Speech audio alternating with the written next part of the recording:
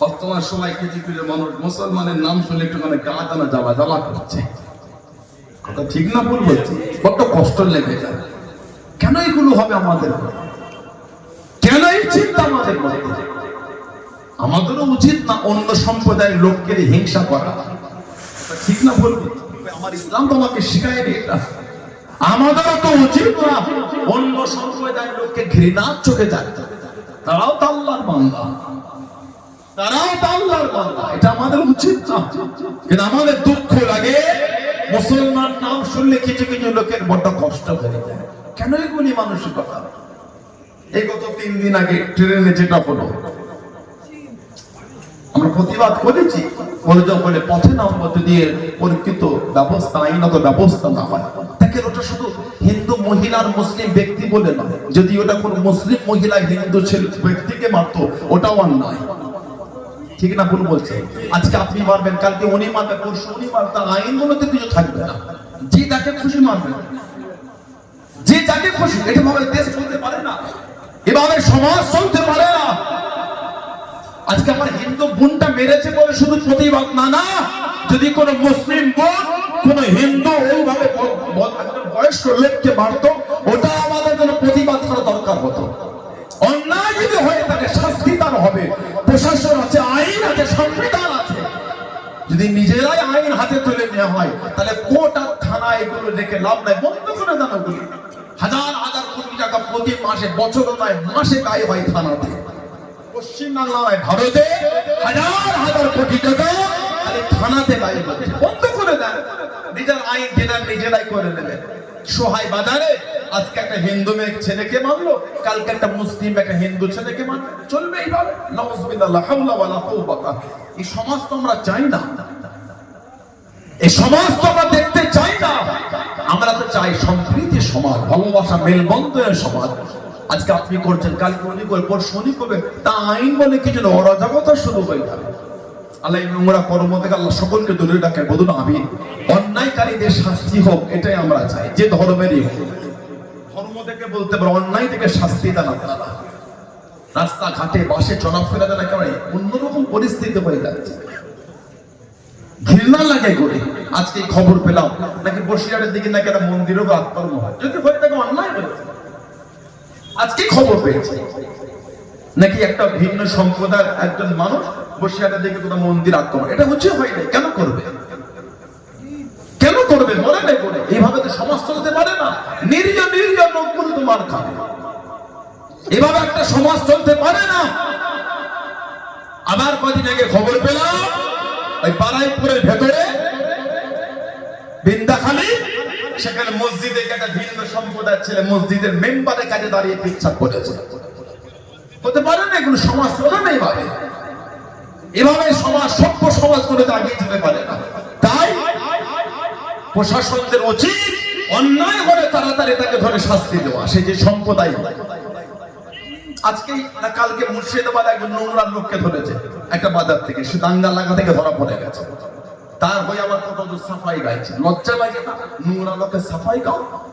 আল্লাহ হিংস্র ব্যক্তিদের হাত থেকে আল্লাহ আমাদের হেফাজত করে, বলুন আল্লাহুম্মা আমিন। সমাজ যেন কেমন একটা হয়ে গেছে, এক সম্প্রদায় আর এক সম্প্রদায়ের লোককে দেখলে যেন ঘৃণা করছে। একটা ভিডিও দেখে এত ভালো লাগছিল, পুরোপুরা সেইভাবে।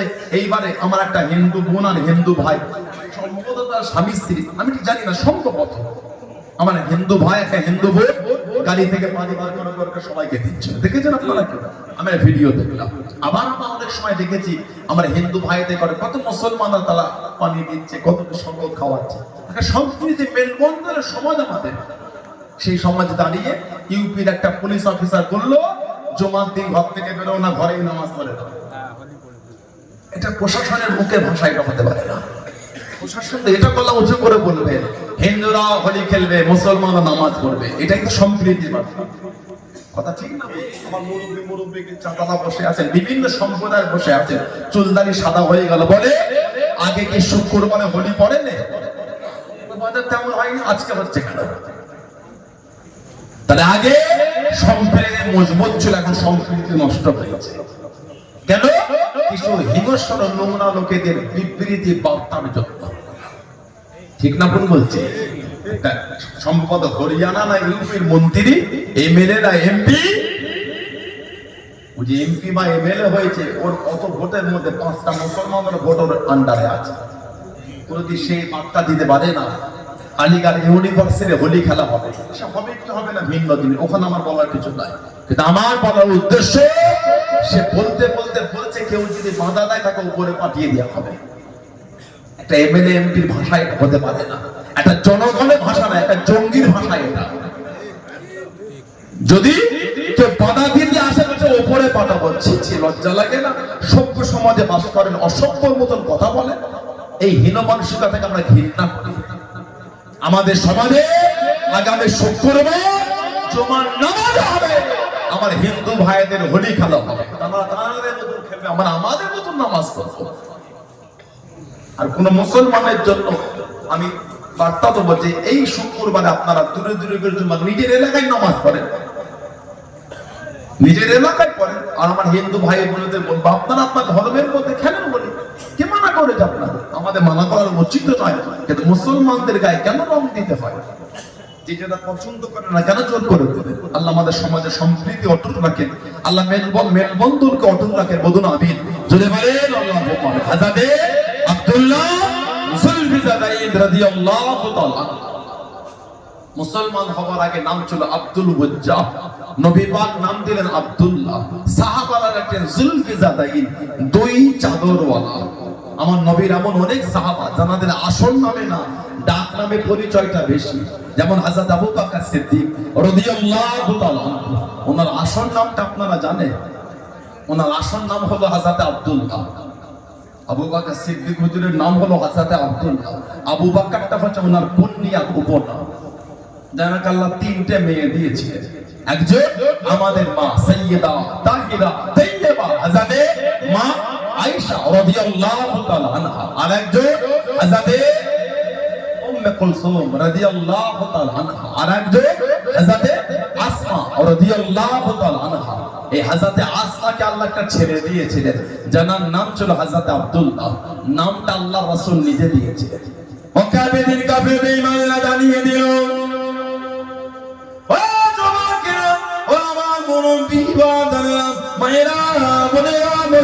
আল্লাহ নবী সাহাবাদের জানিয়ে দিও, আল্লাহ নবী সাহাবাদের শরীরে দাও, তোদের বাড়ির মহিলাদের ঘরে পুত্র সন্তান হবে না, তোদের বাড়ির মহিলাদের বেড়ে পুত্র সন্তান হবে না।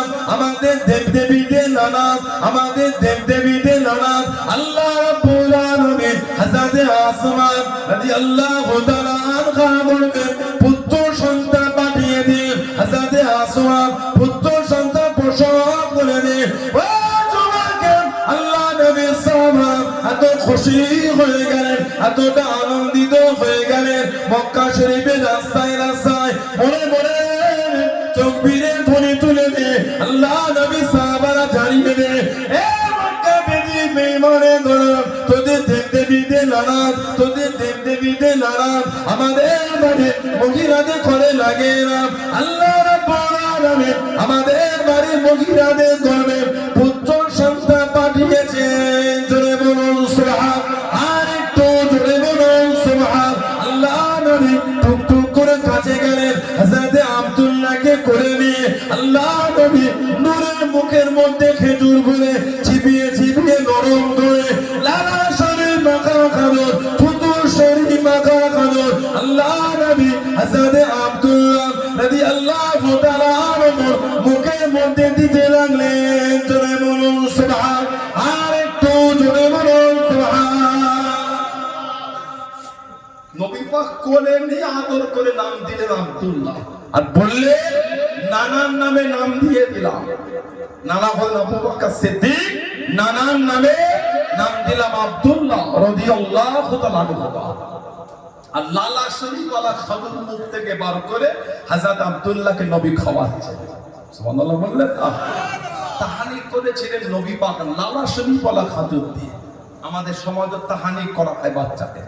শুক্রবারে মসজিদের গেটে কাজে দেখবে বাচ্চাদের কত সুন্দর করে সাজিয়ে বাপ, চাচা, ভাই, ভাই, আত্মীয় স্বজনরা বাচ্চাদেরকে করে নিয়ে পায়েস হোক বা খাজুর হোক বা চিনি হোক মধু হোক নিয়ে দাঁড়ায়। ইমাম সাহেব পার হয়ে এই বাচ্চারা একটা ফু দিয়ে বাচ্চাকে একটু বিসমিল্লাহ বলে মিষ্টিটা দিয়ে ঠোঁটে আর জিভে লাগিয়ে ওই তাহানিক হয়ে গেল।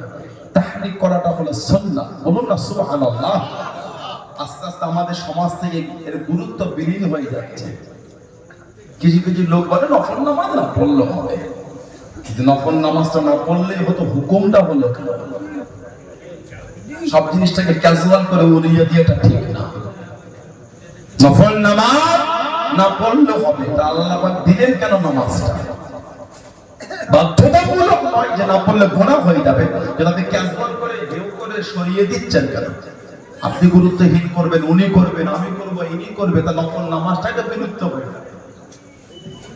কথা ঠিক না ভুল করছি বলে? যদি আমরা নিজেরাই যদি বলি দাম নাই, তা নামাজটাই তো বিলুপ্ত হয়ে গেল। নামাজটা তো পড়বে। দেখবে আমাদের সমাজে কিছু কিছু লোক নফল নামাজ দরকার হলো না পড়তে হবে, হুকুমে লোক সব জিনিসটা গুরুত্বহীন করতে না। আমাদের সমাজে কোনো গুরুত্বহীন, তাহানিকটা গুরুত্বহীন। আকিকার গুরুত্ব তো আমাদের সমাজে কমে গিয়েছে। ৬০,০০০ টাকা নার্সিং হোমে বিল করে বাচ্চা সিজার হলো ৬০,০০০ টাকা, তখন টাকা ঠিক বেরোলো। আর ছেলে আল্লাহ ভালোবেসে দিলে দুটো খাসি কিনা আকিকা দেওয়া গেল না, ১২,০০০ টাকার ব্যাপার।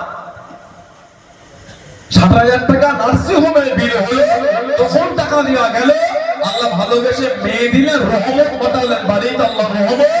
তখন আর ৫,০০০ ৬,০০০ খরচা করে খাসি কিনা আকিকা দেওয়া গেল না। মাঝে মাঝে আমাদের কাছে ফোন আসে, হুজুর বাপের আকিকাটা দিতে পারবো? কে ফোন করলো বলেন? বাপের আকিকা দিতে পারবো। ফোনটা কে করছে? কে করে? ছেলের আকিকা বাপ দেয় না বাপের আকিকা ছেলে দেয়?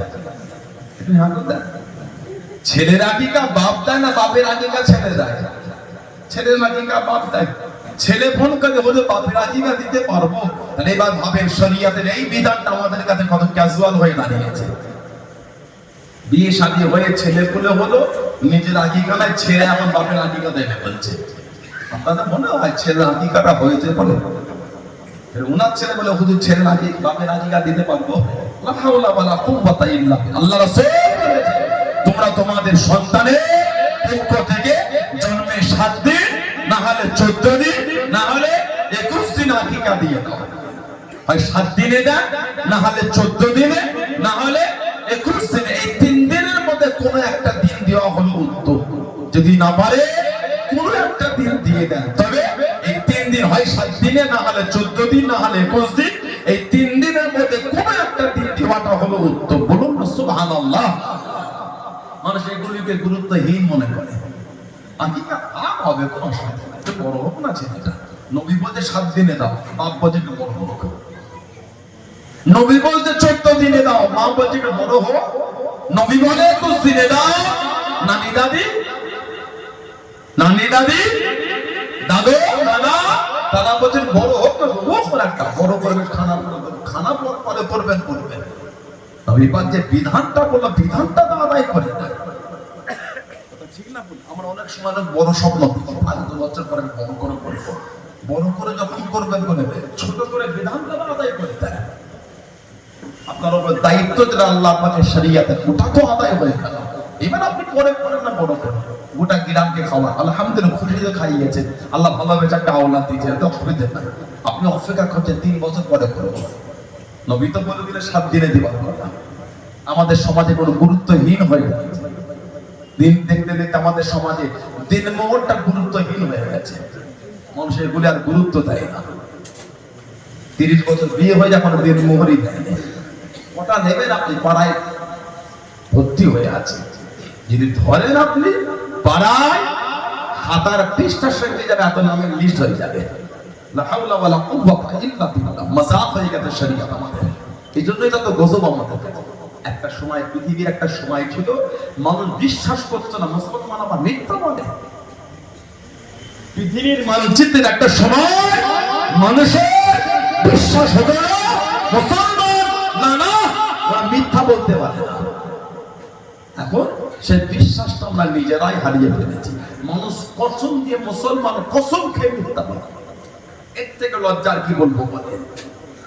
একটা সময় ছিল পৃথিবীর মানচিত্রে তাদের বিশ্বাস করতো মুসলমান মিথ্যা বলতে পারে না, কিন্তু বিশ্বাসটা আমরা রাখতে পারলাম না। সমাজে দেনমোহরের গুরুত্ব কমে গেছে। ইন্তেকাল হয়ে সাদা কাফন পরে খাটিয়ায় শুয়ে আছে, ইমাম সাহেব মাথার গোড়ায় দাঁড়িয়ে ছেলেটাকে বলছে, মাকে বল তোর আব্বাকে যেন দিনমোহরটা মাফ করে দেয়।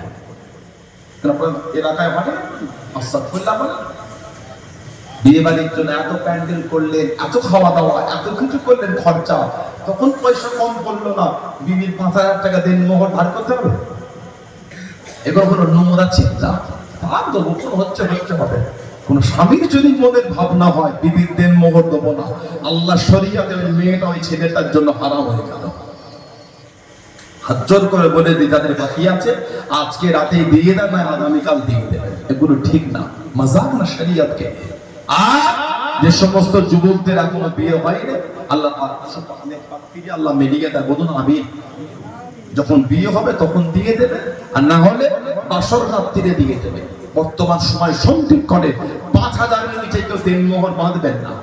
বিবিকে ভিক্ষা দিচ্ছে না, বিয়ে করানোর সময় বলবেন 2,000 টাকা দিয়ে দাও, ওটা ভিক্ষা দিবার মতন দিলে। বিয়ের আগের দিন রাতে দেবগঙ্গা বাজারে বা বেড়াচাপা বাজারে বা বেড়াচাপায় বা মধ্যম গ্রামে ঘুমায়, একটু চুল কাটতে গেলে, বডিটাকে সস করতে গেলে, দিদি শুনেছে বিয়ে কালকে 6,000 টাকা বিল করবে।